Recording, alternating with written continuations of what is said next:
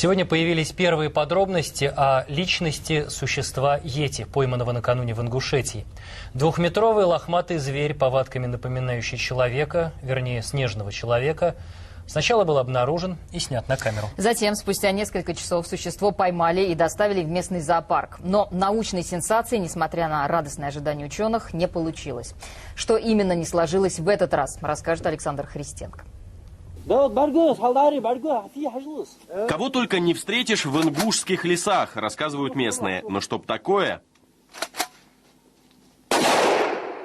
Предупредительный выстрел в воздух, и мохнатое под 2 метра ростом существо предпочитает ретироваться. Хотя, судя по разорванному в клочья барану, обладает недюжинной силой. Охотник, который и снял это видео, уверен, зверь не что иное, как снежный человек, йети. Метров 20, 30, 50 я вот так вот приближался.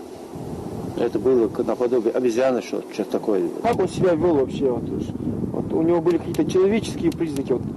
Или как? На 2 ногах он поднимался, на меня глядел и убежал в лес. Совместно с пограничниками заросшее существо удалось поймать. Так у обитателей местного зоопарка появился любопытнейший сосед. Наши пограничники доставили его сегодня в наш зоопарк, уже находится здесь. Я просто задал вопрос, почему именно к нам. Они сказали, что у нас есть опыт содержания животных. Это волос.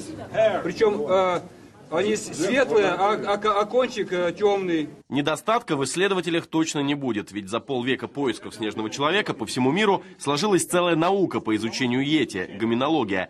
Ну тогда я надену вот эту красивую шляпу и сделаю тебе минет. Эй, я надеюсь, ты пошутил? Ну, конечно, пошутил.